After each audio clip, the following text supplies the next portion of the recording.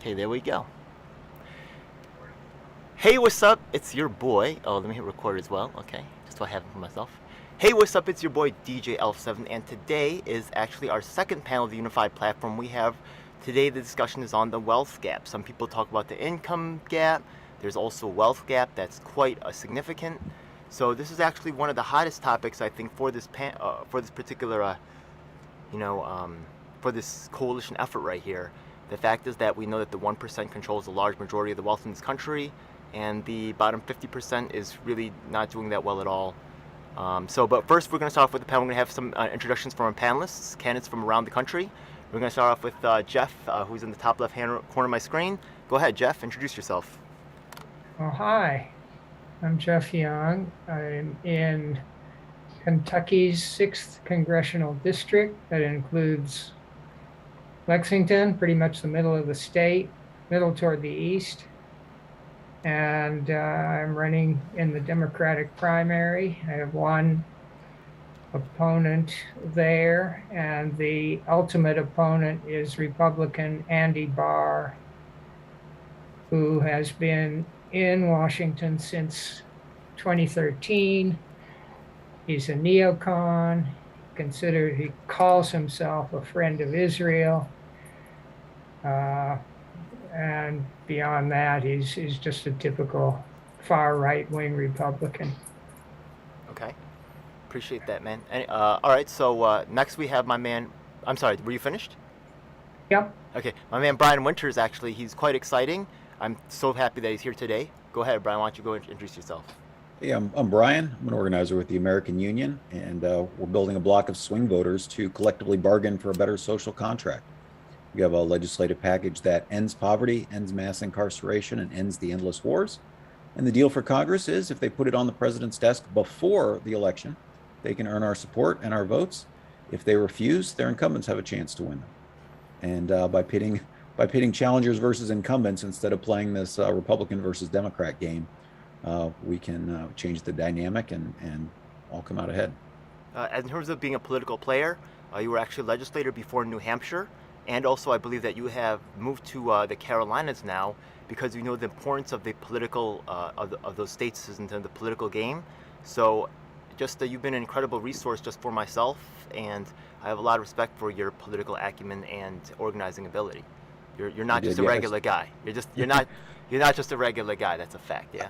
Respect. Yeah, I served 3 terms in the New Hampshire legislature as a Democrat because you have to pick a party to win. Yeah. But I'm an independent these days, and in North Carolina. So it's good that you know how the system works. You've been through campaigns. You maybe help these other candidates, stuff like that. You're you know the process. It's great. So excited to have you on board. Next, Thanks. we have actually a former presidential candidate on the Green Party, now running as a Republican. Once again, doing exactly what you talked about, right? Sometimes that's what people do just to access it, unless they have a very strong base, like Diane Sarah over there. But let's go and cover Susan. So glad to have you on board, Susan. Go ahead and introduce yourself.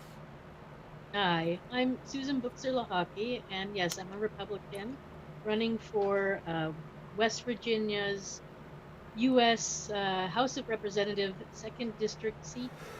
Over the last 10 years, West Virginia has lost some population, and so now we only have 2 seats. We're going down from 3 seats to 2 this year. And so I'm up against 2 incumbents, McKinley and Mooney, and yeah, it's a tough race. So we'll see. I'm running for the second one, which is in the north of West Virginia. We'll see what happens. And yes, I was a past presidential candidate back in 2020, and so let's see what's possible now and here. You know, it's so true that a lot of times. Absolutely. It's so true that in many, my co-host is here finally, right? Okay. I guess she's on the LA time. That's okay though. She's one of my favorite activists for real. Yeah, I'm a big fan. Now the thing is that, right, a lot of times in these different locales, right, like my man Jeff Young over there, right, he's got a lot of anti-establishment stuff. I was shocked. You guys should check out my interview with him, right? Yeah. He's not your normal Democrat. A lot of times Democrats and Republicans become like the de facto revolt parties, right? Because the establishment kind of like gets entrenched. So back in Kentucky, the Republicans are strong.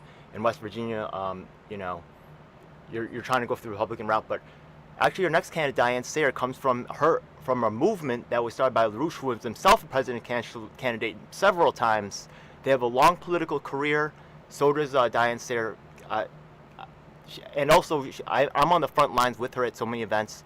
She stands for so many of the right principles that I've seen. She's a real one. Go ahead, Diane, introduce yourself. Thanks so much. I'm Diane Sayre. As he said, I'm running and my official independent body, as they call it in New York, is LaRouche Independent.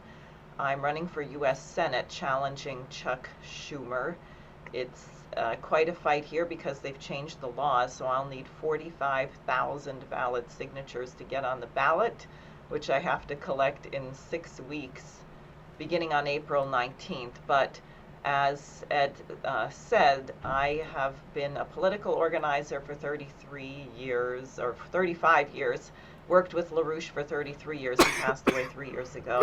And my background is I am a trained classical musician, trombone player, and choral conductor. Awesome. My man Demetrius is up next, coming from New York City. He ran in the last election. I'm letting him introduce himself, though. Yeah, thank you. Hi, everyone. I'm Demetrius Wilson. I ran for city council in New York City, District 9. Didn't win. I ended up doing, working for the woman who did win, Kristen Richardson Jordan. If you want to know a little bit about me, our politics mostly align. Sometimes she says things I don't quite agree with, but we mostly align there. So, I am, some might call me a socialist. I generally just use the term leftist. I was running as a Democrat, but again, as DJ Elf said, and Brian as well, that's how you get in. That's the only way you're going to win most of the time. I believe broadly that we need to make a change, and we need to make that change quickly. There are so many issues that need addressing that our establishment refuses to address, be it because they don't understand or because they know, but they benefit from the system as we have it. Either way, it's a situation that is untenable, and we need to do better for everyone in this country. And I do believe addressing the wealth gap in a meaningful and significant way is an excellent first step. It's not everything that we need to do, but it will certainly go a decent way to making this a better and more equitable country for us all. So that's why I'm here, and I look forward to having this discussion with everyone. All right. Now it's time for me to introduce my co-host, Lisa, who's here.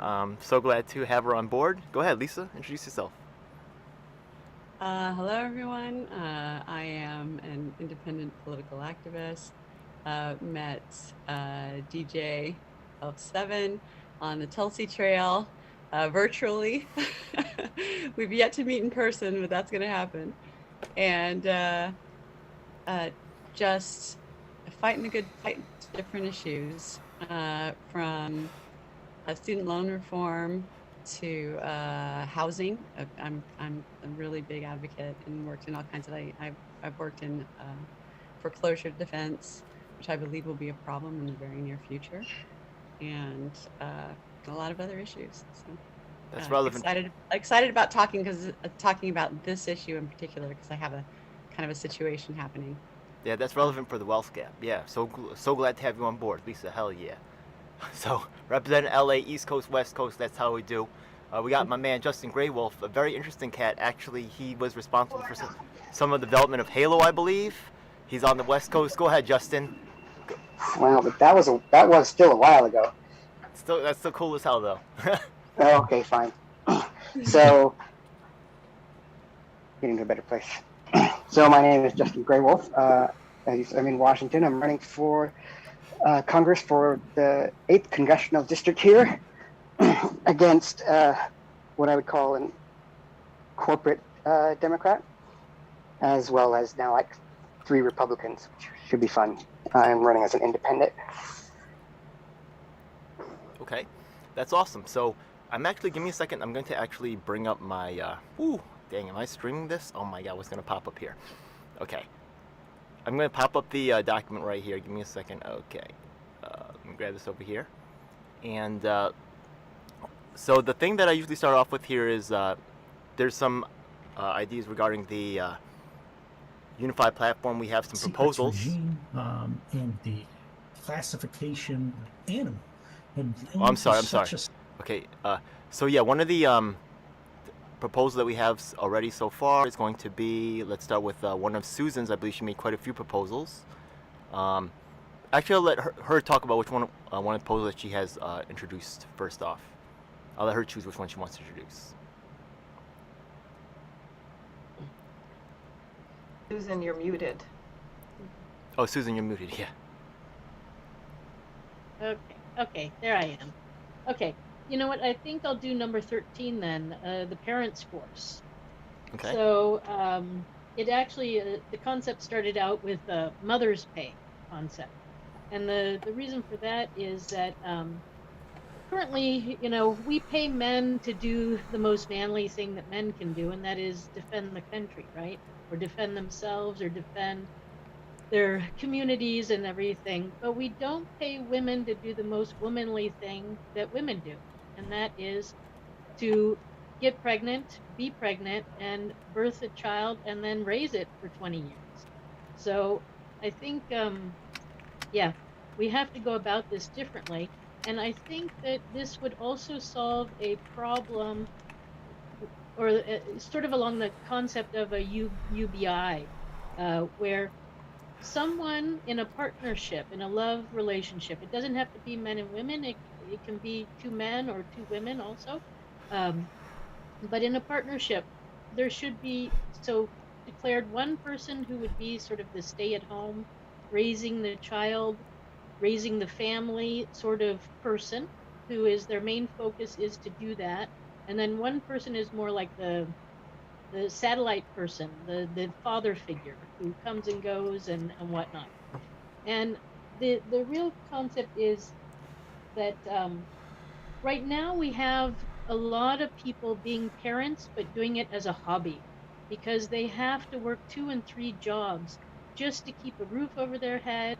There's a lot of single moms out there who have no support coming in whatsoever, and who have been, they love their children and they're doing the best they can, but they're not getting any support financially, and they're doing it all on their own, and they are working all this, all these jobs. So we need to come in and help. Okay. This is on so many levels that we have to do this. And this would then create a better, happier child who will be less of a bully, who will be more conscientious, who will be able to study better because somebody is at home giving them love and care. And that makes sense. Are there any questions about it? Or are there any possible concerns? Go ahead, Demetrius. Would this be in addition to like a UBI? Like everybody gets a baseline amount of money, but like there's a extra, to account for like there's a child, so the mother can stay home and raise that child, or whoever, No, I think people who don't have children, they can focus fully on their career, right? So they don't really need a UBI. But people who are struggling, trying to balance family and career, because that's how our society has told them they have to do it, where motherhood should be a career choice. It should be a career, it should come with vacation, it should come with benefits and everything. And then that is a UBI.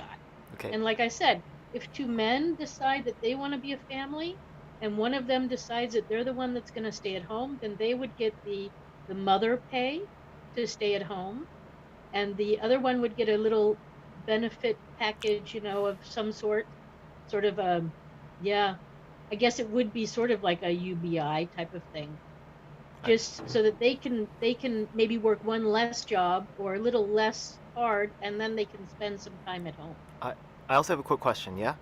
I'm sorry. Are you muted, Lisa? I saw your mouth moving, but I didn't hear you. Okay. No, I think that there is still not this full realization that a two-income family is still basically not enough to raise two kids. You can maybe raise one kid, but it's very difficult to raise two kids now, even with a two-income family.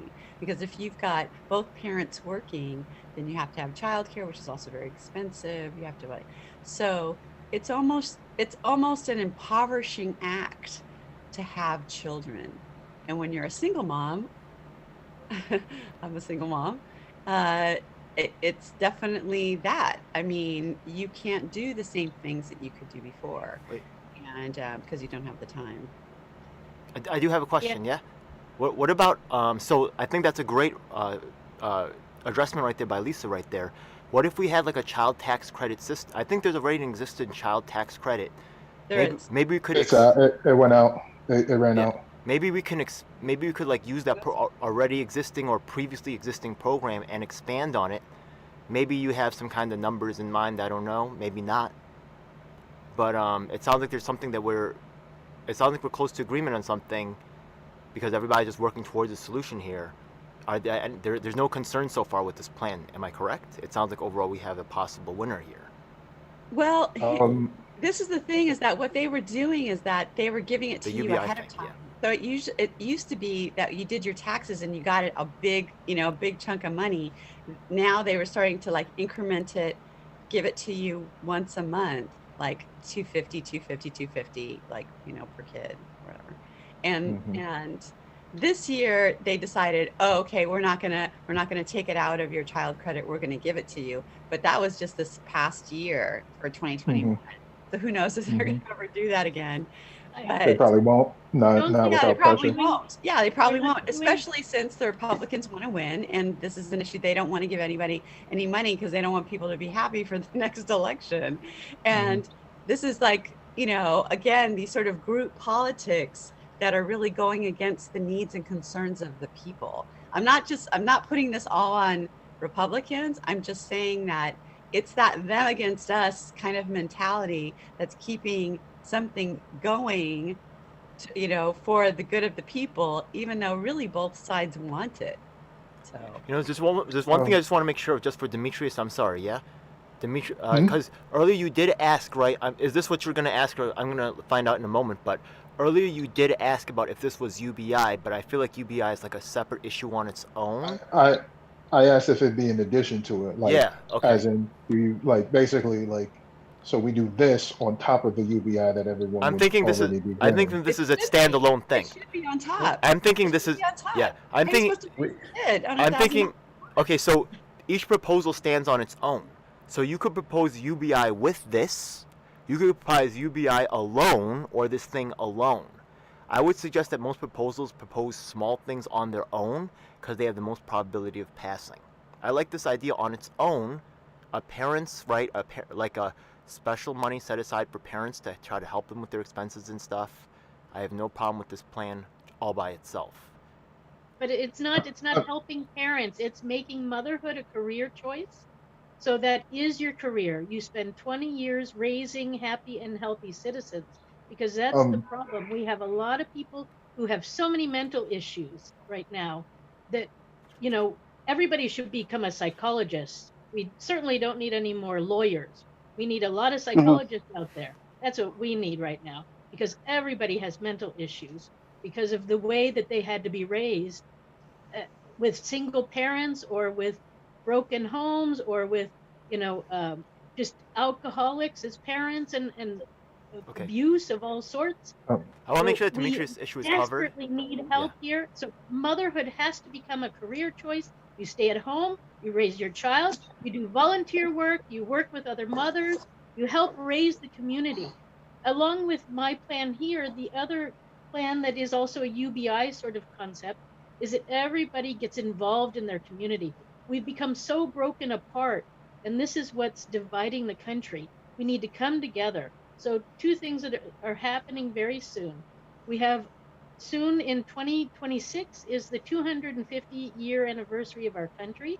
It's a great opportunity You're, to bring you're, us all you're together. right. You're right, Susan. But all of us. let me just finish up And with come Demetrius. together Yeah, and let make me finish Main Demetrius' thought Street. first. I just want to make sure his thought is covered, and then but- Brian's next in the line. Yeah. Because before we go up to 250, I know you're 250. No, thing. I just that's I a just good want idea. to say. I'll let you finish the- that, but I- then we gotta get Demetrius and Okay. then Brian. Okay. I'll let you finish. Go Okay. ahead, Susan. One more thing. Go ahead. You got it, Susan. Go ahead. Oh, I go. Okay. So anyway, so with that, we can come together as a community, and everybody gets involved in their community locally, and that by helping out locally to get things done, whether it's political or whether it's fixing up roads or whether it's doing some sort of community service. I don't know. I have a whole bunch of things: agriculture. I like your defense, passion. I can see you're a fighter. You're a fighter. There's no question about it. So we're gonna come back to you, right? But Demetrius, Okay. I just want to make sure that your issue is covered, or was there a new issue? I just want to make sure that we're clear here. So go ahead, Demetrius. I just want to say that the idea on its own in a I have a couple issues. Sure. But the idea on its own in a vacuum is something that I say, yeah, we should do. I think we should support parents, like generally speaking, the idea of supporting parents monetarily so that, it's not so crushing to have children. Any concerns though? One, I don't like the framing. But if it functionally is what I want it to be, that's not much of an issue. But I don't care much about the concept of making motherhood a career. I think motherhood is motherhood and careers are careers. And on top of that, I mean, I don't like the framing of basing things around careers. Like, I think people should be able to live the lives that they want, career or not.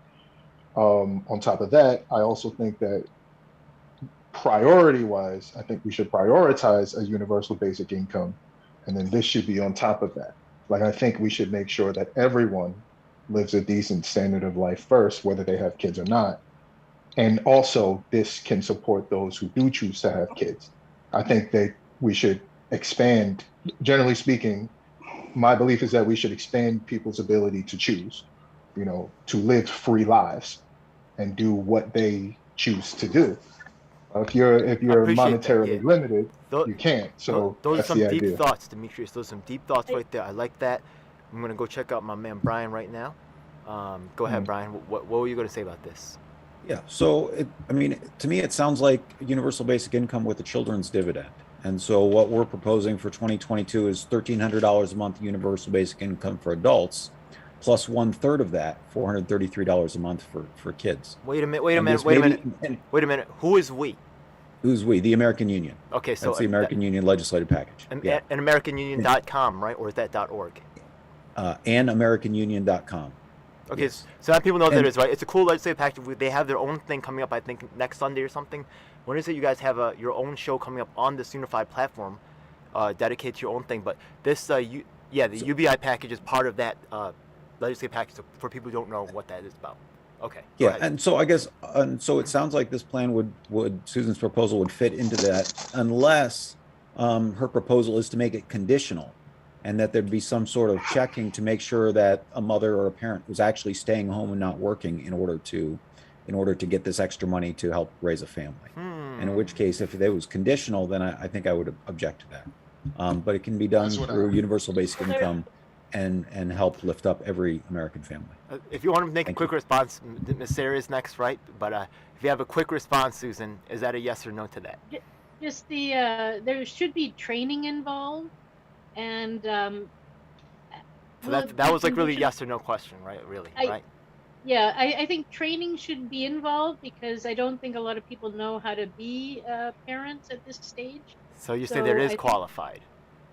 Yeah. So there are, okay. All right, good to know. Yeah. Okay, yes, Diane, sir? Okay, well, first of all, I totally oppose universal basic income. Okay. And I think most of the proposals on this list can be reduced to monetarism. We're moving money around. But if you look at the things that are required for a decent standard of living, like energy production per capita, clean water per capita, food production per capita, the infrastructure, the sewage system, are you going to have plenty of money but drown in a flood or have your car get swallowed up in a pothole? it really isn't about money, and I think the entire system has to be changed. This system has to be put through an orderly bankruptcy reorganization, like what FDR did when he shut down the banks. I think we have to reinstate the Glass-Steagall Act. We have to nationalize the Federal Reserve. I think we actually are on the cusp of something really huge, thanks to the idiotic, short-sighted, arrogant, universal sanctions policy coming from our government, which is that you have now a new system being organized around Russia, China, India. They're going to have currencies pegged to a gold reserve system. They're actually interested in their populations as opposed to looting. A couple of the things on there I like. The congressman definitely should have to, I don't know how you would do it, appoint a trustee or give up your investments. They should have no opportunity for insider trading whatsoever. We should figure out how to eliminate these offshore tax havens, but frankly, they're all about to evaporate anyway with this. Oh, just so you know, that is actually a proposal on there to prevent. No, I saw. Oh, good. Okay, that Yeah, does no, exist. that's right. Yeah, that does exist. Yeah, we need to do that, but the question isn't really money. It's a question of how do you measure economy? Do you measure it in dollar terms? We have the stock market at stratospheric highs, and the physical economy is being looted to sustain that. So I think you have to measure it in terms of the productivity of your population and in terms of life expectancy, infant mortality, and you have to have economic policies that actually address the physical needs. Now, as a stopgap, probably it makes sense. It does make sense to have some way of allowing people to support children. Obviously, you can't in this economy, so that might be something we have to do temporarily. But the truth of the matter is, we're really bankrupt, and just moving money around is not going to solve the problem. Okay, it's good to know that. By the way, Mr. Grey Wolf, I know that you don't really have access to the whole hands-up system because you're on the phone. Did you want to comment on any of the stuff so far? I don't want to leave you out. Not yet. I do. I am able to click the raise hand button. Oh, you are? Okay, good. Okay, because I know you're on the phone, so I just want to make sure that you were able to participate. All right, cool. Yo, Diane, you just said some really deep stuff. You said so many things. Oh my God, I'm still trying to catch up with it. That was quite a lot, yeah? But I appreciate that. There are some quite interesting things that you said there. I have to digest it. Does anybody have a response to one of the many things that she said? She said a lot of stuff. What about housing? Because I really didn't hear you go, deeply into that. I mean, yeah, you can have wonderful, beautiful streets, and your car can be great, but we're not talking about cars here. We're talking about people. Oh, and absolutely. I live in Los Angeles, where we have well over 60,000 people sleeping on the street in the rough. Right. Oh, yeah, you don't got to be on the Many more West times Coast. that. I live in New Many York. more where they're times running. that. I mean, we're the homeless No, capital. but see, you have to take And the many more times that who are housing insecure, who are almost a step to that. Yeah, but So- the only way you're going to fix that is by bankrupting the system. Because what people are paying for in these exorbitant, outrageous rents, and why the slumlords get away with mass murder like they do, is because they're part of this speculative garbage. So we need to enforce our monopoly laws. We have to take the funny money out of housing. What are people paying in taxes? They're paying to bail out, credit default swap and interest rate swaps. They're not actually paying for anything. So it's the whole entire system. Obviously, housing is a huge part of this. I mean, one thing we have to do is open and rebuild all of our mental hospitals. I can't believe the capacity we've lost in terms of mental health care. This is a horror. And so you have people put in situations that they're not capable of dealing with. But what I'm saying is it's systemic. It's not piecemeal. And moving money around is not going to address the fundamental root of the problem. I think I understood that as your take. I understand that, but don't you think that that's the long way? I mean, this is what I've heard No, from it's quite homeless immediate. advocacy. It's This is what quite I've heard from homeless immediate. advocacy. That's Diane, okay. all That's due okay. respect. We're not here. Wait a minute. Have a Yeah, tendency to happen Lisa, after the homeless. Lisa, we're not here to argue about what's right or I'm wrong not here. arguing. We're What here I'm to- I mean, saying- but we are discussing the Okay, proposal. but I do want to. I do want to hear from Justin because Justin really had. This is like Justin's first time speaking. I've been waiting to hear this man. I want to learn more about his policies, right? Yeah, that's probably the reason why we're here, right? To learn about each other's policies and understand each other more. So, Justin, what's your take on this whole situation?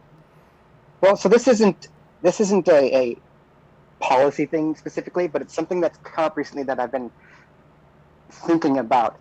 When it comes to, I don't have a good reason why, but when it comes to UBI, I balk.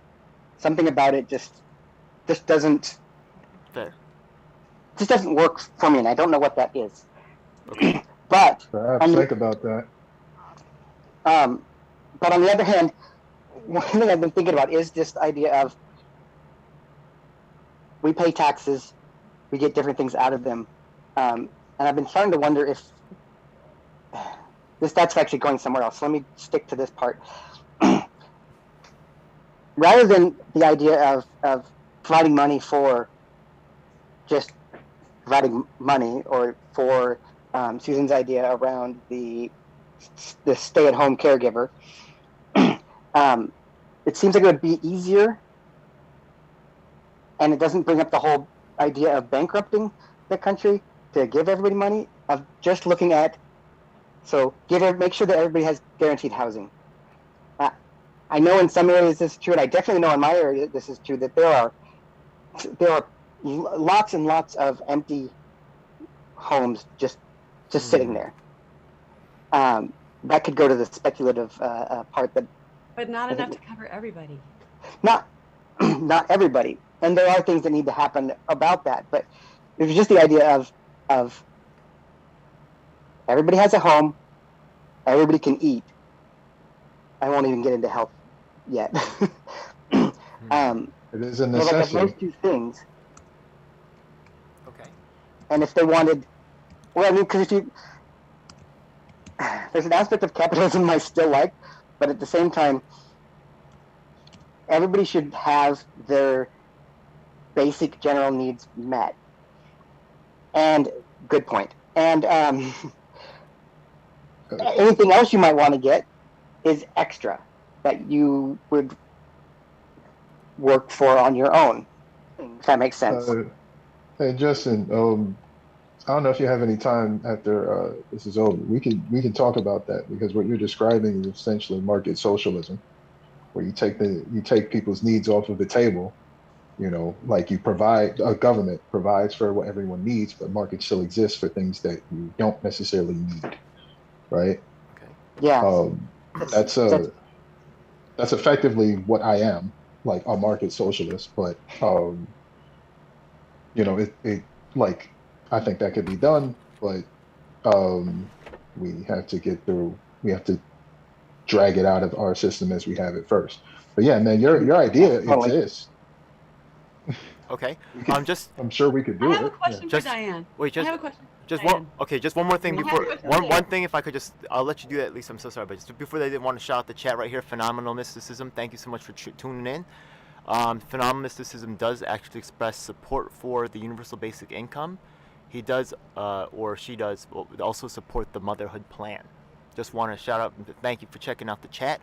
Go ahead, Lisa. You can ask Diane your question. Sorry about that. Okay, let's say, hypothetically, I'm a homeless person. I'm, sleeping on the street. Got a tent on the street. I get rousted by the cops every, once in a while. In your plan, how long does it take for me to get housed? It should be instantaneous. There should be That's plenty impossible, of adequate Diane. housing. Wait, let Why her is answer. that Let That's her impossible, let, Diane. let her answer. Let her Why? answer. Let her answer. I mean, all due respect, but I don't want to get BS to. You're gonna get elected, and then the next day, every homeless person now has a house. I didn't say No, that. no, She said how long She's should saying- it take? Yeah. She said how long should it take? Okay. If I get elected to U.S. Senate, I'm going to be 1 out of 100 people, so forget it. That's not, there's going to have to be a revolution. But what But yeah, what ideally, I am okay. saying, which I don't think everyone is quite clear on, is we are at the end of this system. If you think about what happened in Weimar Germany with hyperinflation, we're going over the cliff. So if we don't do a systemic reorganization where we get control of the currency back to some regular level, no one's going to be able to afford anything except for the upper 1%, and they're probably going to get us in a nuclear war.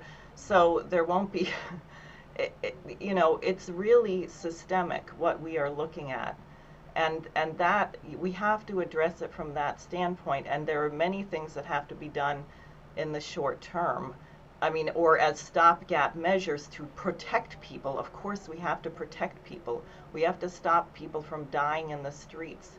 We have a total mess in our prisons, etc. But we really are all, I mean, the food supply is in jeopardy. The energy supply is in jeopardy. Once you don't have food and electricity, the death rate will explode. They're saying the potential of this conflict in Russia and Ukraine is 1 billion people dying of starvation because Russia and Ukraine produce 30% of the world's exportable wheat, and you have embargoes on fuel. So I just want to Okay. I just want to give Diana like a kind of like I think just a fair shot at kind of like what I think was kind of like maybe a look at her, right? Nobody's expecting Diane to just walk in and magically give people into housing overnight, right? But the thing is that right, if we were elected, what would you probably work for people who are homeless? They might be concerned, right? Yeah. So what would you because I know that you've actually gone to like talk to public housing. Carmen Canonis isn't Right. here yet, but you actually do care about the subject. I've seen you talk to people about public housing. So what are you going to do for people who are currently in that situation? Because honestly, you can't turn it over overnight, right? Even if you No, are senator. you'd have to have emergency federal funding into our cities and places so they have the resources to address it. I mean, we had no problem coming up with $80 billion to bail out AIG, so it's obviously not an issue of money. It's an issue of, do you care about the general welfare or not? Humanitarian aid. Cool. We seem to have Okay. that for the Ukraine. We had no problem pulling out. I know you had your hand raised, 14 but billion. Brian's next, and then you, Susan, and then Demetrius. Yeah, I'm so sorry. Yeah. Crazy. No, Susan like raised her hand like way earlier. Right. Yeah, I'm sorry, Giving all this Demetrius. money to Go ahead, Brian. Go ahead. country, people I'm sorry, sleeping Lisa. on the streets. We have our own refugees. We have our Yeah. own refugees right here in You're the damn city. right. You're Los damn right. Angeles. You're damn right. Justin Greywolf is re-entering the chat. He may be on here twice. That'll be. All right. So I agree with a lot of what Diane had to say. And so again, I thought we were talking about wealth inequality Yeah. today. I But hope so the way that we can deal with Housing might be getting control considered in that. of the currency again is by Congress reclaiming its ability to control the currency, taking that back from the Federal Reserve. Diane identified that if she gets elected, she'll be one of 100 people in the Senate and still very powerful, but just one of 100. And so that's why the American Union model is different, building consensus around legislation first and then electing people second. And so in our legislation, we take back control of the currency through the U.S. Treasury, not the Federal Reserve. And so the question becomes, as we create more money, how should it be distributed? And right now, it's going to the 1%. They're borrowing it at very low rates, and it's screwing over the people at the bottom of the economic ladder. And so under this model, it would be distributed as universal basic income. So as new money is created, every American gets an equal share. Everyone reaps the dividends of our nation. And from there, we have a trickle-up economy that still allows people to prosper, but it ends poverty. And so that's how we can address a lot of these problems, clawing back some of that extra money through a value-added tax, where the people who are spending the most will end up paying the most in a way that they can't. What they do now is they hide their income and say, oh, I have no income, I don't have to pay taxes. But if they want to spend money, then they're going to have to pay taxes back in a way that benefits all of us. So that's the solution that we're proposing for 2022. Thanks. All right, just so you guys know, I'm actually putting the chat on the screen so that the audience can watch that. I'm going to try to switch the view to show both. Can I? Oh my goodness. Okay. Now I'm blocking out some people's faces. Oh man. But I do want the people to see what you guys are saying, okay? So feel free to write in the chat. Also feel free to type in your website information and all that stuff in the chat. Feel free, all right? So anyways, I think Susan was next, right? So go ahead. Yeah. Well, what I was hearing actually is it's really about human rights. You know, it's treating each other, U.S. citizens, with humanity, and so you Or know, if non-U.S. citizens. you know, do we need UBI or anything if we just promise that, you know, as a U.S. citizen and green card holder, this is what you get, and then we give people what they deserve, you know, a certain amount, and then when you're in some people might be extremely depressed, having mental problems or drug addiction or whatever, who need to get over these things. So then they go through therapy, and then when they're ready, then they can stand on their feet and become a contributing person to the community and the economy, and have a career and training and so on and so forth. But yeah, I think it's about life quality, right? That's what we're really talking about. All right. Uh, Go ahead, Demetrius. Um, we said a lot. I don't want to hold us up because I'm sure we got other proposals to get to. Um, but um, I just, generally speaking, I understand that there are many systemic issues that we need to address. I think the entire system needs to be upturned. You're preaching to the choir if that's what you're saying to me. However, in the meantime, in the system as we have it now, since we're not going to change it overnight, there are people who need help. And I think as long as we can help them, we should help them. So, for example, a homeless person, if someone is homeless right now, that person who's homeless right now doesn't have time for us to wait and figure out how we're going to upturn the entire system and bankrupt the country so that we can build something better. They want to be in a home. So I think probably our first priority is probably to house them, or for someone who's dying because they have lack of health care, we should get them health care. That's that's where I'm at. And as far as a UBI, I hear there is some debate here about it. I'm willing to compromise on the idea of a UBI as long as we can get to a point in society where you don't need money to exist. As long as like money is tied to your continued existence here in America, then a UBI is reasonable. Like it's the only reasonable thing. But if Sure. there's a way that we can get to a point where you don't need it to survive, then hey, we don't need a UBI. But it's like that's the idea. It's just so that people can get by without having to stress about bringing it back for 40 hours a week Okay. at least. Look, I stand by all y'all, but either way, just so you'll know, I support UBI, but I'm not mad at y'all if you don't either way. I'm not mad at it. Really, tell you the truth, right? The fact of the matter is that you guys bring up all very valid points. So, in terms of, in the end, right, we're just gonna have a vote on it and either pass or it won't. And that's just what it, and if it does, I'm not gonna lose tears about it. If it does, then, cool, okay, whatever. But really the power in us coming together as third parties and independents and backing each other up and ending the corporate, right, control of the press and our ability to have a voice in this, that we gotta just take control back. So we're gonna do that together. I don't care. And so one of the ideas I think that we might be able to get more agreement on is companies use tax haven countries to patent, intellectual and physical property that allows them to cheat and pay less taxes. Even our system now is broken in the way that they're misusing, they're cheating, they're not paying their fair share of taxes. Can we basically we should there's no reason for us to subsidize business that are not part of our community, so we should just if these companies are operating in our country, we should just find a way to tax them so that they're paying their fair share, just like they're not paying less than you and me. It's ridiculous. You know that Trump did that, right? You know Yeah. that Trump did that.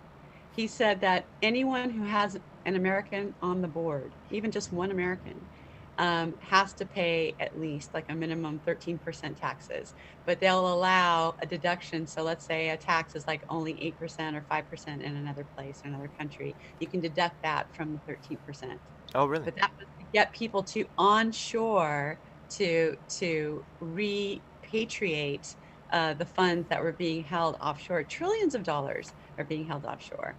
And he got a lot of money repatriated. Why do you think he went after Apple and then all of a sudden he was like cool with Apple? What happened? Apple brought a bunch of money back in domestically, and they bought treasury bonds with them. So Trump was trying to make America Japan, because that's what Japan does. They make the corporations, support the government, and they've been in this deflationary cycle that they can't sort of break out of because they have this thing. So we need to be careful we don't jump out of the, jump from the frying pan into the fire. We need a balanced system that supports people so that we have an array of socioeconomic kind of But T-bills are great. T-bills are great.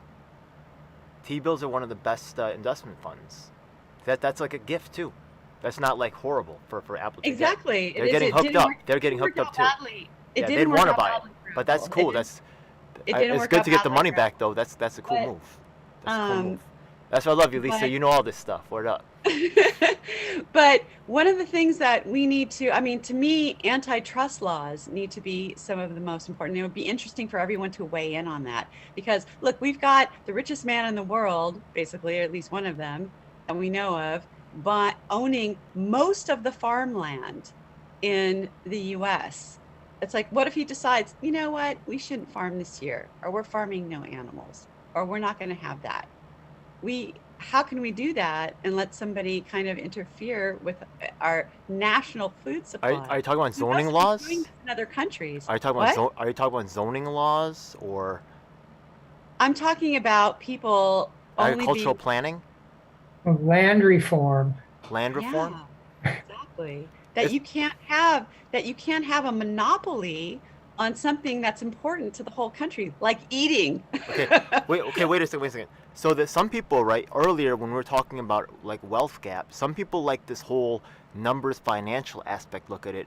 Some people look at it like housing as part of that, or land ownership as part of wealth gap, right? That's so the asset. There's a theoretical difference going on here. Some people will want to engage in this talk about land and housing and stuff, and some people are going to want to stay with the more theoretical money aspects.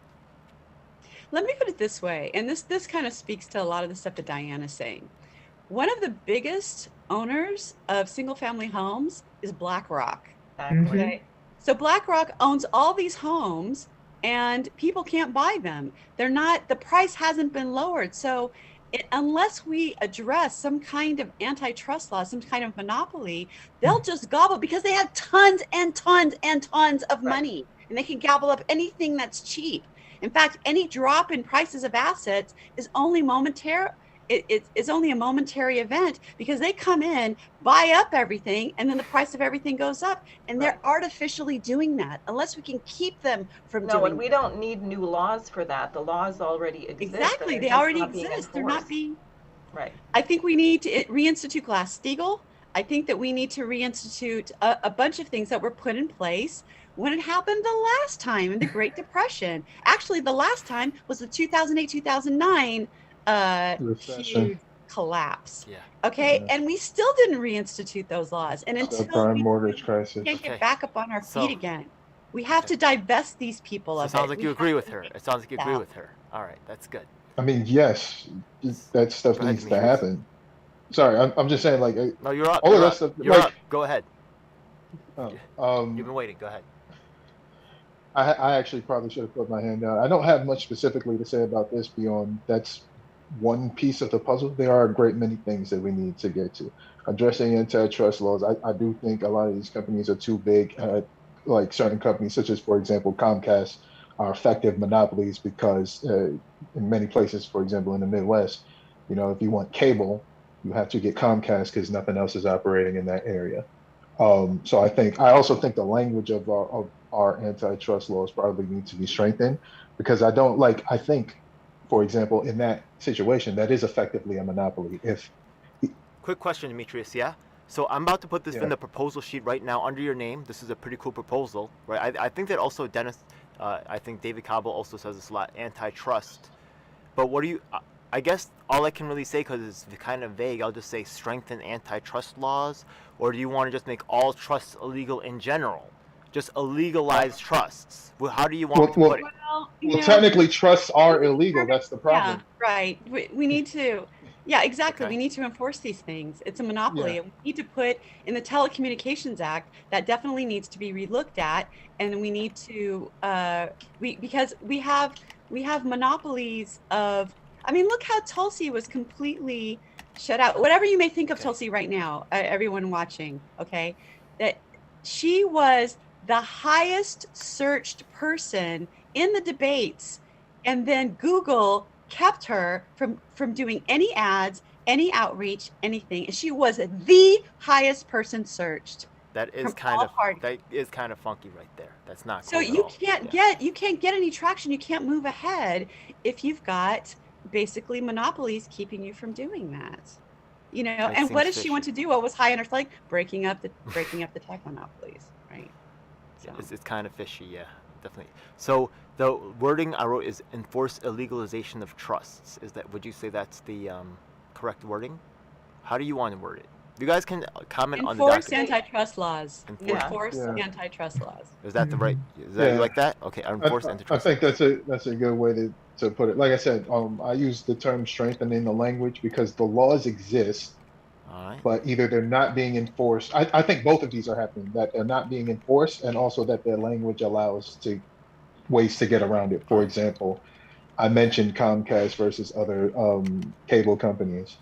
Well, If you they're based on your area. So for example, when I lived down south, only like Spectrum worked in my area, and so it's like I had to get Spectrum. yeah, it wasn't. Um, You have no choice. yeah, you have no choice. Yeah. Well, that's effectively a monopoly, but technically, Yeah. well, there are other cable companies that exist. They just not operating there. I think Bullshit. that's like, okay, you are complying with the letter of the law, but the spirit of the law is being So- violated because So everyone in that area has no choice. So 22, I just put that down under Demetrius Wilson enforced antitrust laws. Now, Diane Sears said so many things earlier. I didn't get to write any of them down. It was like a torrent of of ideas just coming down. If anybody else has ideas too, please feel free to chip in. I know Susan put in so many earlier that were great. Go ahead, Diane. Several people brought up Glass-Steagall. Is that Oh. on the list? Put that in there right now. I'll put that under your name. Glass-Steagall, Yeah. yeah. Reinstate Glass-Steagall. Reinstate Glass-Steagall. I like that. Okay, I'll put that under yours. Reinstate And then there's Glass-Steagall. this whole thing in the chat about this marginal tax or putting a cap. You could say after someone makes $100 million that there's a 100% marginal tax. Mhm. They can keep Yeah. making all the money they want. It's just going to go to taxes. Yeah. Well, yeah, tax it, put it back, reinvest it into Right. our into our system. Like that's where I feel like, okay, I'll put this in the chat now that it's come up. I don't think there's a meaningful difference in terms of like how your life is going to end up like continuing on with someone who has $100 million versus like 100 billion. You still have generational wealth. I guess how many generations you'll have that wealth changes. But first of all, we don't even know if Earth is going to exist in 100 years. But like you have enough money at that point, at like 100 million. Now maybe we can expand it to 500 million just to keep rich people happy, even though I don't much care for the feelings of rich people, I'm not gonna lie. But I think at a certain number, it doesn't matter anymore. You're just like running it up. It's like having all 5 starters on the floor in a basketball game where you're up 30 with 5 minutes left in the fourth. Like you don't need to be running your offense at its highest capacity. You could probably put in the bench units. Like same sort of concept. Once you have that much money, you don't need much more. You don't need to keep like making more.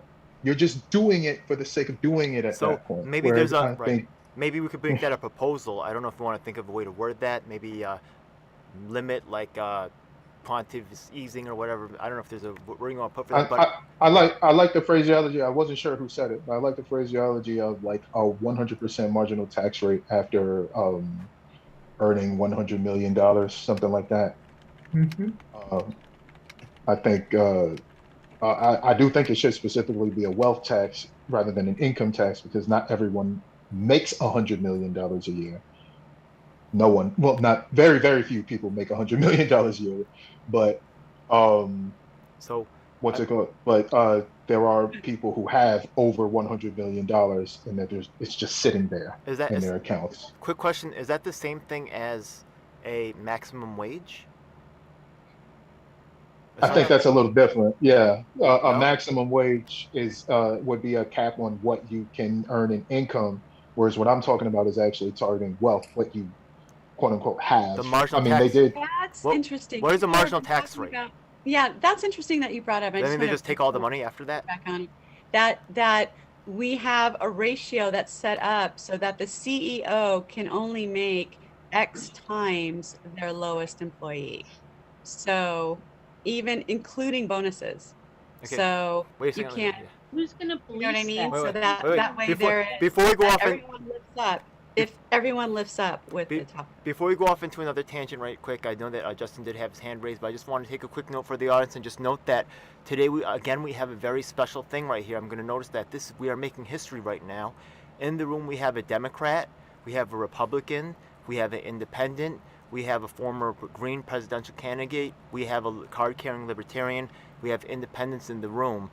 How many times in history when's the last time you heard of a coalition group like this getting together, working together, talking about stuff, trying to really honestly get work done? There's no reason why leaders can't do this. This is the leadership that you want. This is the leadership that you need. You're seeing us doing this in real time. There's no reason why leaders have to bicker like that and can't get anything done. We're doing it right now. So with that, I'm going to go to my man Justin Graywolf. Go ahead, break it down. The only thing I just wanted to make a comment of in all of these is that Demetrius already made the comment of has, and you look at some of the billionaires, a lot of that is still virtual wealth. Exactly. Exactly. Once at some point to say if Amazon goes to $1 a share, then Right. Bezos doesn't have quite as much money. Right. He still has plenty of cash and assets, I believe. But there's a balance there. I think there's a drop happening in our not too distant future. So the overall arching arc is deflationary. So Wait, you know, I didn't I understand. think What does it mean 100% marginal tax rate after earning $100 million? That means like after you make $100 million, the rest of your money goes into taxes? Yes. So it's that's basically a maximum wage to me because the maximum you can earn is $100 million. Well, But that's not a wage. But most That would companies won't pay you more than that. Then they'll just use the money to go into the Right. rest of their business. So Right, because but who's going here's to the pump the thing, money to the government? It's once you reach, like once you I have like that. I earned like it. $100 million, like at any point, however you got there. Yeah, So yeah, let's say theoretically, you make $1 a day Cool. and you're immortal, so you live, for 100 million days. Well, on your 100 millionth day, every dollar you make after that goes to taxes. But It doesn't think matter of what within you a year. Yeah, that's It would be Huh? in a year. I mean, I'm sorry, I'm not sure what you're responding I'm to. saying that it's not, it doesn't Lifetime. keep adding up. It's your income in a year. After you make 100 million, 100% Well- is tax. Well, see, I think like, that's two different ideas being talked about here. yeah, you're talking about something. I'm talking about like, taxing wealth. So once you've made $100 million, everything after that is taxed at 100%. Like DJ L said, there's very, very few people that actually make $100 million per year. Like or more than that, especially more than that. So like very, very few. you're saying $100 million So in a would- lifetime? Yeah. What? That's a different. And I can see a Okay. way that could work of, someone gets $100 million, everything else goes to taxes, then they spend like $50 million, and then they can earn back up to $100 million. Then they can earn it back. So Yeah. just want to clarify. So Sarah's proposal is $100 million per year. I was more like, I was more along the year category. I'm not mad at that, right? Yeah. But Demetrius is $100 million for life. So I'll Yeah, put those one- as two separate proposals, and we'll just vote on those, and we'll see which one of those passes if they pass. in the aggregate. In the Yeah. Okay. aggregate. So I'll put those both. By in. the way, I mean, I'll Possibility. say like I'm willing to negotiate on the number. I say 100 million because again, I see no meaningful difference beyond that. But if you think there is, okay, then we can As in decide terms where of the number is. Yeah, as in Right. terms of you guys can you guys are free to have that discussion on the Gilded. Maybe there's more discussion after this. There's Mhm. on the you guys can make more additional proposals of unlimited scope until the closing date, which will be 1 week from today. Just so you know, actually, just about tonight, the criminal justice reform this chance to comment on that particular form will end. So that will be the end of the ability to get those particular ideas. Because I want to keep making the give people a reason to keep coming to and interfacing with the document on the current topics. Right. Next week I think is going to be on the topic of was it medical health reform, and I think that there's actually a national independent or universal health care solidarity action day is next weekend. So it does coincide right after that. There's going to be on Saturday, which is that day, is going to be our event, which will be the medical reform panel. So hopefully we can really springboard off of the other discussions going on. Okay, but just saying that, we're going to go on to my man Brian from an American Union. Go ahead. I was going to ask Demetrius if he could clarify his proposal of $100 million is all you're allowed to have. And again, we're recognizing that a lot of these people own their assets in stock and things like that fluctuate in value. And so what exactly could you clarify what you're proposing? That if the value of their stock hits 100 million, what, you like seize it and sell it off, in which case the price then drops, and then how exactly would that work? I understand the 100% marginal tax rate on income in a year. That makes sense, but I'm not sure about how that asset thing would work. Yeah, I mean, that's going to take some figuring out on, I guess, many people's parts. If I had, control, I guess, or whatever might be the best term here, I'd say, okay, well, how would we go about, let's say, because an easy loophole here would be, I'll just have 99 million in liquid income or liquid assets, and then everything else is in stocks and or other sorts of assets. And I'm a billionaire if you add that up, but all I have in cash is 99 million. So you can't tax that. You see what I'm saying? So I can see the issue there. The broad idea is you only want to be worth $100 million. I'm not 100% sure how we go after those different sort of financial assets. That'd be something that I have to figure out. But I'm more supporting the idea broadly rather than explaining the mechanics at this moment. I'm sure that's going to take a while. I'm not going to lie.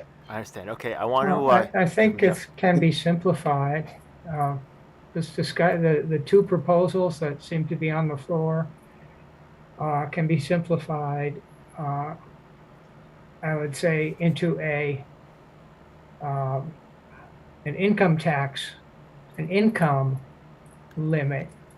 You make $100 million in more than 100 million, then everything over that is taxed. That's the 100% marginal tax rate proposal. So that's one proposal. The other one could be, just pick a number, 200 million. If on December 31st, you look at the closing prices in the stock market, and somebody's total assets are above 200 million, everything above gets confiscated. The rich person gets to decide which stocks they're going to give to the government, and so they can calculate which investments they have, how many houses they're going to get rid of, give to the government. So you've got $100 million annual income cap and a $200 million wealth cap every year on December 31st. Okay, so. But a lot of these people with a lot of wealth, they hold their money in trusts and things like that, right? Trusts count. They have to do a balance sheet every year. I think the best thing to do is to get rid of the loopholes that we have already. If we got I rid of mean, loopholes, people would actually pay taxes, and then problem is solved. We'd have tax money, right? I mean, But I, now we have I, so many loopholes, people are hiding things everywhere. So I think, and they have these bookkeepers and Investigate. lawyers who manipulate everything. So let's Okay. get rid of the loopholes. And I, then I mean, also Social Security, there's a cap on that. I don't know exactly where it comes, but it's everybody who earns after a certain amount, they don't have to pay more Social Security. They just stay okay. level So with a. So what I yeah, have to we say at have to this get rid point, of what I that have to say at cap. this point is, I was trying to write this down, to set an annual audit of assets, but then like it's like too like I was struggling. So if you guys come with your own proposals, you all can comment on the sheet. Even people who are watching this right now, this is not Okay. limited to only candidates. This is open to the public, but right, obviously the candidates are the only ones who are really going to be able to vote on the proposals. That's because they're the ones who are going to be running, right? So, but this is something that we want your involvement with too. Also, let these people, let these candidates who are running know how you think about these things. Once again, Jeffrey Young was just speaking. He's running for office in Kentucky over there. And as we go around, we'll reintroduce each person and what they're running for. Yeah. So who's next on the? Anybody else have anything else they want to bring up? Yeah, no tax um, on people who earn under 100,000. Okay, so back to Susan over here once again, our candidate from West Virginia, Yeah. and yeah, she's a Republican and running for House of Representatives, right? So go ahead. Exactly. What's your idea again? Yeah, no tax on people who earn under 100,000 a year. No tax They don't at have all. to pay income tax. Okay. I mean, you pay enough taxes when you go to the store on clothing, on food, Okay. on everything else. Are there any? Right? You don't need Sure. additional tax. Are there any issues with that, or It's just a straightforward lift the marginal tax rate on the first $100,000 or Yeah. reduce it to 0%. Yeah. That Exactly. seems straightforward enough. Yeah. that does seem straightforward to me. So I'm like okay with it, but like Me too. in the society that in my perfect world, right, there is taxation, a progressive tax rate. So everybody would pay something unless you're like impoverished, you wouldn't pay anything. Everybody would pay something, and that rate would increase as you make more money. Um, but the return is that like we would have a more equitable and a more functional society. Our infrastructure wouldn't be crumbling. There would be healthcare, food, housing taken care of for everybody. I just want to just chip in just for a second, Dimitri. Now the thing is that right now this proposal, the way that's worded by Susan, is much more easier to pass, because it sets like something that's generally like you can agree to it, but to set that marginal rate and to decide like where the numbers are exactly and what the cutoffs and exactly what the percentages are, that's a much longer discussion. But it sounds like here we have a pretty simple, easy, quick to understand thing that could get ratified on July 4th. A bunch of people might be $100,000, quick, easy cutoff, no taxes, income tax if you're under $100,000. I think that's a winner right there. It sounds like overall you agree with it. We can go into the weeds and start getting with the specific stuff, but I'm not mad if you want to make a proposal. I actually recommend that you actually, if you have a specific like numbers in mind, that you shoot those onto the document. But as in terms of trying to come up with those numbers here, I just think that that's going to take too long. I really would not rather get into that discussion. If you really want to, you can stab at some numbers, but I'm not going to go down that path, that rabbit hole. That's fine. I'm not trying to go into the numbers right now either. But I was just bringing up like what my concerns might be. That. I think I'd be willing to pass this, but I also at some point, if we were building towards my ideal society, at some point I'd want to repeal it in favor of the progressive tax rate. You see what I'm saying? That makes sense, yeah. But our best hope is in the simple stuff, unfortunately, yeah. For now, yeah. We can have some. Yeah. I think along with that, no taxes on incomes under $100,000 is we should have this earned income credit for people who make less than $30,000 or something or other, and then what they get should actually be something that makes a difference. I mean, especially if we're going to start taxing all these billionaires at the rate they should be. Okay. And I don't know what it should be, 30,000, 40,000, or it'd be different for a household or a single person filing. but there should be a substantial credit. You know, I wish Larry Sharp was here because Larry Sharp does have the idea of a reverse income tax, where he says that if you're underneath a certain amount of income that you get a rebate. So honestly, he is a high-profile candidate and actually could also help drive his support and significant libertarian support towards this platform and this coalition. So what's up, Larry? Come on, help! Come with some numbers, yeah. But Diane, you're also one of our very high-profile candidates as well. You have any numbers you want to throw in the air at us? I was thinking something like $20,000. Okay. If you're making less than $30,000, then you're gonna get a $20,000 rebate to kind of come up to you. Yeah, like 50. I sign on for that, Diane. In a heartbeat. It's pretty nice. I like that. Yeah. That'd help, right? Yeah. That would help a lot. I mean, you're running in New York, right? You know how it is around here. I know. You can pay that on your parking tickets. Right? Like, well, maybe I might be able to afford one Metro card. Right, exactly. Finally, I'm moving on up. Okay. All right, I like that. Yeah, nice job, Diane. See, I told you she's right on a lot of things, man. You're gonna like her. Yeah. All right, so. I don't think she's been wrong so far. I just. Brian. What is the time limit of this session? Is there a limit? Today there's no real limit. Yeah, we're going on a little bit longer, but yeah, we could wrap up pretty soon if you. About 7 minutes. No problem. Yeah, that sounds perfect. Yeah, I know it's a busy time petitioning and all that. Absolutely. Amen. I appreciate everybody. Best of luck with that. Yeah, help them out, please. Yeah. Yeah, we got. Just so you know, just for everybody who's watching, just so you know, in New York City, we're actually organizing at Paperboy Prince's. We're having a ballot petition party for all independent third-party candidates. I recommend that everybody in your locality do the same thing. We are struggling against a duopoly funded by corporate interests that are keeping us, away from a fair chance at things. Coalition members like Brian and American Union, who I'll give the last word before we clock out of here, one of the last stabs at it. They're our allies, and we support them, and they support us. Go ahead, Brian. Well, I just wanted to chime in on Diane's comments and all that. Just say how a universal basic income coupled with a value-added tax would address this. And so under the 2022 proposal, a family of four would receive $41,600 a year in universal basic income. And then through the value-added tax and pollution taxes and things like that, at the break-even point is around $250,000 of spending. So when that family had spent $250,000, they would have paid back their $41,000 in UBI, and anything that they spend beyond that, they'll be net payers into the system. But for anybody underneath that, would come out ahead.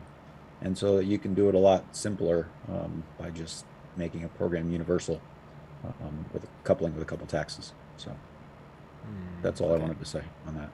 All right. Well, I definitely encourage anybody who's watching now to dig deeper into this topic, to have their own shows on it, to visit these. By the way, all these candidates, there are links to all their websites are available on the platform, which will be linked in the description below.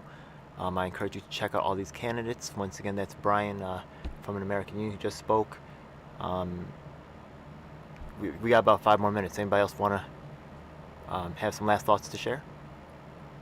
Yeah, so just as a final thought, so we've got people here today, thank you DGL7 for bringing us together, that we agree on a lot of things, but once you get into the details, maybe we don't, right? And so that's what the American Union model is, of turning it around, crafting the legislative solutions first, so that everybody knows exactly what they're agreeing to, and then getting the candidates and the votes behind it. But that to avoid this problem where you elect people with the best of intentions, but then they go off to Washington and they can't work out the details. We, the people, can work out the details first and form a more perfect union and when it's all a better social contract. So thanks again for the opportunity to be here today. Yeah, please please share your thoughts on the document that's going to be linked below.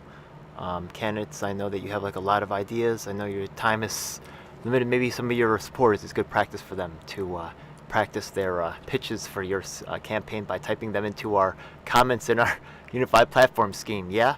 All right, so appreciate you so much. Once again, check out the site dj07.com. I think that's pretty much it then. Thanks for checking out the show. Yeah. Could I ask something that's like really off topic? It won't be Go like ahead. opening up a new Please, discussion. yeah. Okay. Specifically for Justin, what Halo games did you work on? That's pretty cool, yeah. You worked on Halo, right?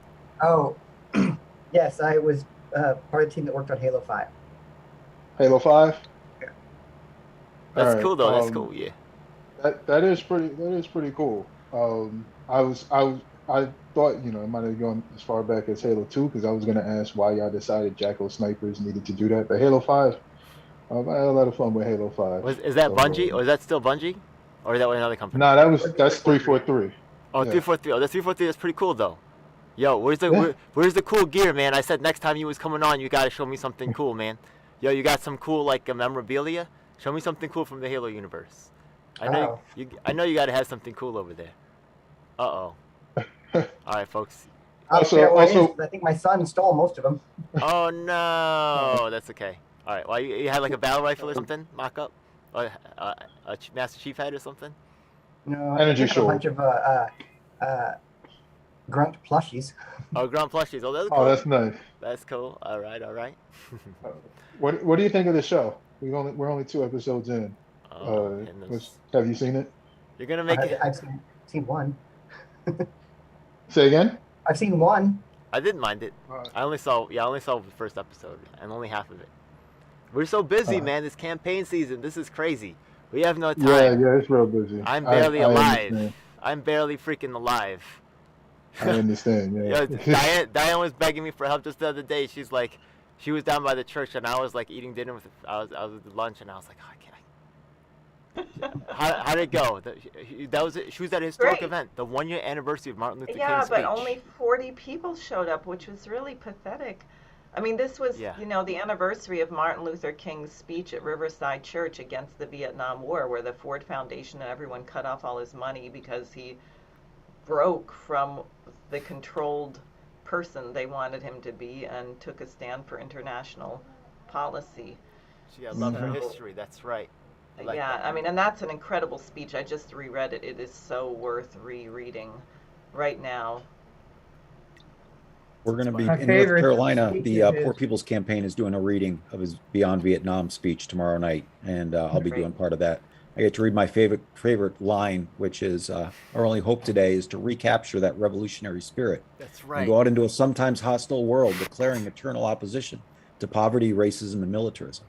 With this powerful commitment, we shall boldly challenge the status quo. Damn right. That's right. I like that. Brian, where specifically do you work in, or do you just work around North Carolina, or do you like? I'm in Fayetteville. All right. Yeah. I spent a significant amount of time in Charlotte. I still have family there, so that's a high impact state for political business. It really is. We need a 2% block of swing voters to control the outcome of this Senate seat, and that's what gives us leverage over Congress. So we should talk more. I wish you. Yeah, we should absolutely. Because like the way this man thinks. You know, that's right. That state is important to me, even though I'm up here in New York. That's like a second home to me. He moved from New Hampshire to to the Carolinas. He's a political player. There's no doubt about it. There's no doubt about it. I got a ton of respect. That's crazy. He's focused. He's focused. I like that. All right, this was a kick-ass show. All right, I'm going to end it. All right, have a good one. Okay. Good night, folks. Right. Good night. Bye. Thank you. Good job.